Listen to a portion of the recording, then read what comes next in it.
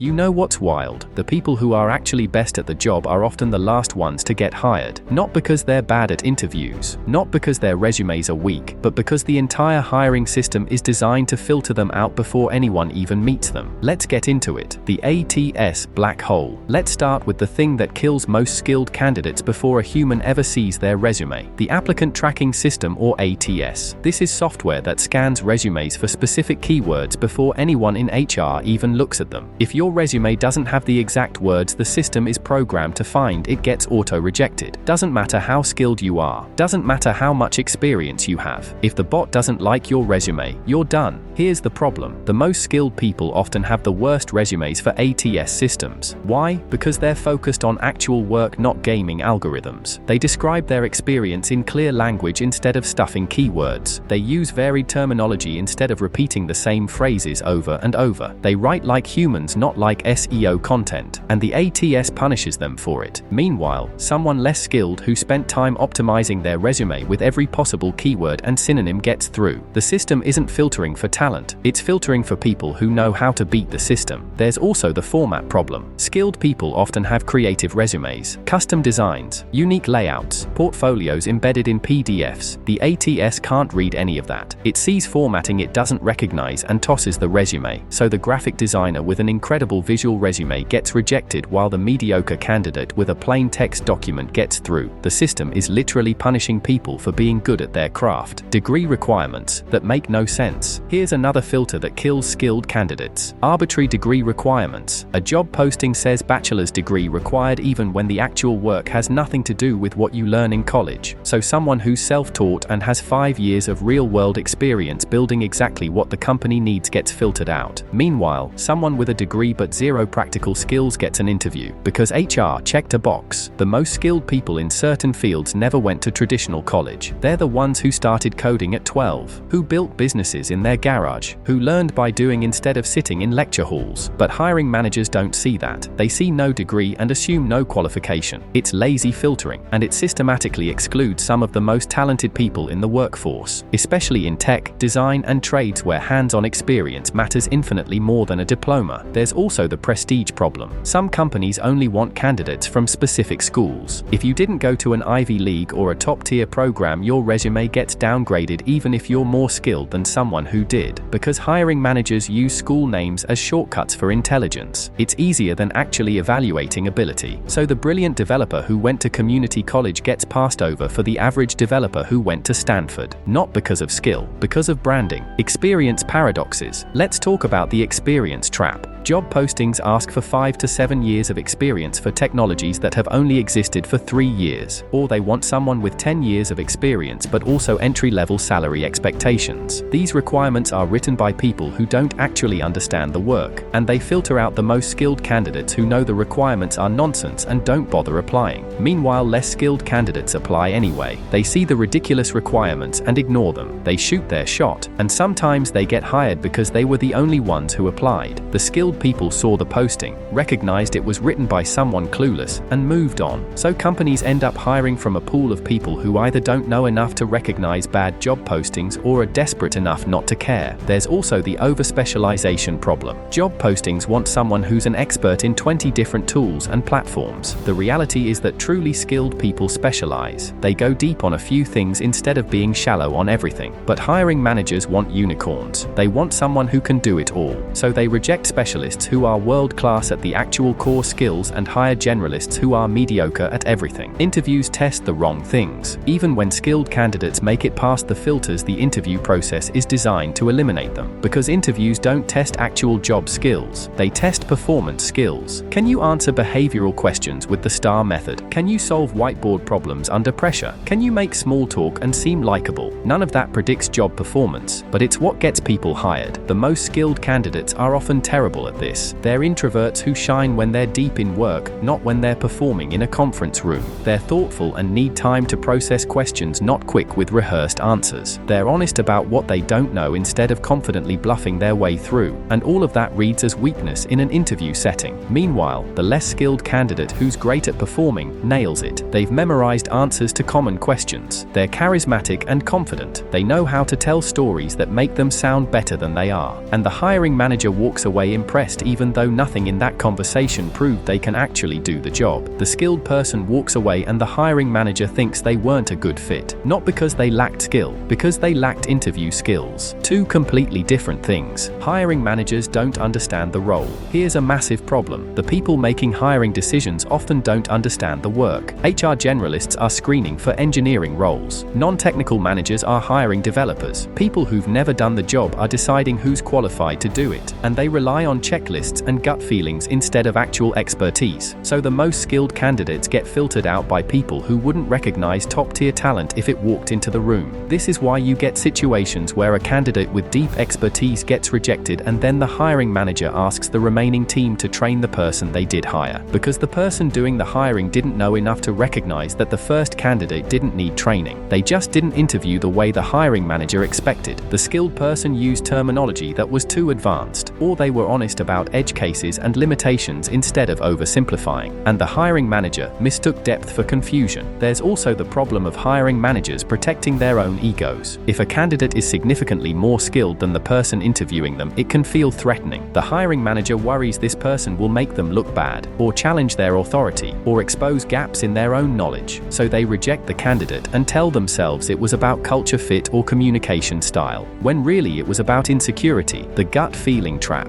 Hiring managers love to talk about trusting their gut, and that gut feeling almost always works against skilled candidates, because gut feelings are just biases dressed up as instinct. The hiring manager feels comfortable with someone who reminds them of themselves, someone who went to a similar school, someone who has a similar background, someone who talks the same way. That comfort gets mistaken for competence. The most skilled candidate might come from a completely different background. They might communicate differently. They might not have the same cultural references or shared experiences, and the hiring manager's gut says something's off. Not because the candidate lacks skill, because they're unfamiliar, and unfamiliar feels risky. So the hiring manager picks the person who feels safe even if they're objectively less qualified. Studies show this over and over. When hiring managers are forced to use objective measures, blind resume reviews, work sample tests, structured interviews with scoring rubrics, the most skilled candidates rise to the top. But when hiring managers are allowed to rely on gut feelings and unstructured interviews, the results skew toward people who look and sound like the people already there. Diversity of thought gets replaced with comfortable sameness, and skill becomes secondary. Speed over quality. Here's another brutal truth. Most companies are in a rush to fill positions. They're understaffed, they're losing productivity, they need someone yesterday. So hiring managers take the first acceptable candidate instead of waiting for the best one. And the most skilled candidates are often slower to surface. They're employed so they're not desperately applying to everything. They're selective about opportunities. They take time to research companies before applying. Meanwhile, less skilled candidates are flooding the market with applications. They're unemployed or unhappy, so they're applying to dozens of jobs a day. They respond to recruiters immediately. They're available for interviews on short notice, and hiring managers mistake that availability for enthusiasm. The skilled candidate who needs 2 weeks' notice and wants to schedule interviews carefully gets seen as difficult. The desperate candidate who can start Monday gets seen as motivated. So companies optimize for speed and convenience. They hire the person who's ready right now instead of the person who's actually best for the role. And then they wonder why turnover is high and performance is mediocre, because they prioritized filling the seat over filling it well.